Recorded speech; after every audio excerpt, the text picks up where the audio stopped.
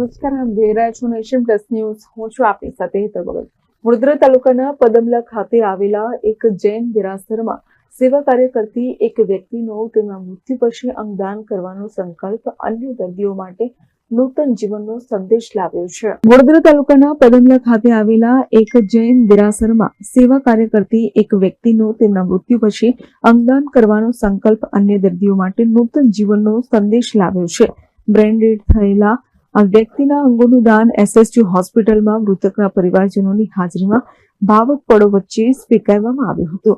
મૃત્યુ પછી અંગદાન માનવતા માટેનું સર્વોત્તમ દાન છે. આપણા મૃત્યુ પછી પણ આપણા અંગો દ્વારા અન્ય અનેક જીવનોમાં નવી આશા ફૂંકી શકાય છે. હૃદય, યકૃત, કિડની, આંખો જેવા અંગોનું દાન કરીને આપણે અજાણ્યા લોકોને જીવનનો નવો પ્રકાશ આપી શકીએ છીએ. અંગદાન માત્ર માનવ જીવન બચાવતું નથી, પણ સમાજમાં કરુણા અને સહાનુભૂતિના સંદેશ પણ આપે છે. પદમલા ખાતે રહેતા 56 વર્ષીય હિતેન્દ્રભાઈ મણીલાલ પરમાર જૈન દેરાસરમાં સેવા કાર્ય કરતા હતા. ગત તારીખ 3 ના રોજ બ્લડ પ્રેશરના કારણે પડી ગયા હતા અને તેમને તત્કાલ સરસાજી ગાયકવાડ હોસ્પિટલમાં દાખલ કરવામાં આવ્યા હતા. સ્થિતિને પારખીને તબીબો દ્વારા તેમને વેન્ટિલેટર ઉપર રાખ્યા હતા. આમ છતાં તેઓ બ્રેન ડેડની સ્થિતિમાં સરી પડ્યા હતા. એસએસજી હોસ્પિટલના તબીબોએ હિતેન્દ્રભાઈની આરોગ્યલક્ષી સ્થિતિ સમજાવી અને અંગદાન કરવા માટે સલાહ આપી હતી, પણ પરિવારજનોની વાત સાંભળી તબીબો પણ આશ્ચર્યમાં મુકાઈ ગયા હતા. એક નાના ગામમાં હિતેન્દ્રભાઈ પરમારે અંગદાન કરવાનો સંકલ્પ લીધો હતો.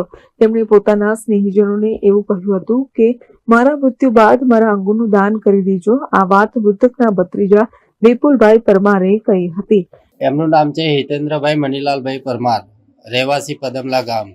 એ જૈન દેરાસરમાં સેવાનું કાર્ય કરતા હતા અને એમને હેમરેજ થયું તો અહીંયા એડમિટ કર્યા અને અત્યારે બીજા ઓર્ગન સારા હતા. તો ડૉક્ટરની સલાહ એવી હતી કે બીજા કોઈને પણ જીવતદાન મળે તમારા ઓર્ગન ડોનેટ કરવા માટે અમને સલાહ આપી. તો અમે કીધું એમની પણ ઈચ્છા હતી પહેલેથી કે કદાચ મને કંઈક થઈ જાય તો મારું અંગદાન કરી દેજો. અને એ તો મને આજે જાણવા મળ્યું, પણ અમે બધા ફેમિલી મેમ્બર જે પણ છે બધા રાજી ખુશી બીજા કોઈને નવું જીવન મળે, કોઈને અંગ મળે એના માટે અમે અંગદાન કરી રહ્યા છીએ.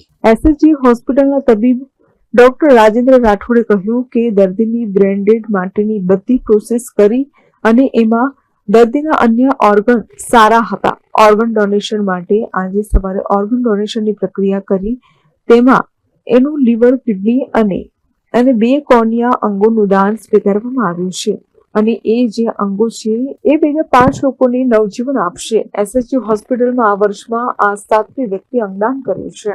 હિતેન્દ્રભાઈ એમ પરમાર, હિતેન્દ્રભાઈ મણીલાલ પરમાર 56 વર્ષના કાકા, એ 3 ઓક્ટોબરે અમારી પાસે એસએસજીમાં ઓપીડીમાં આવેલા.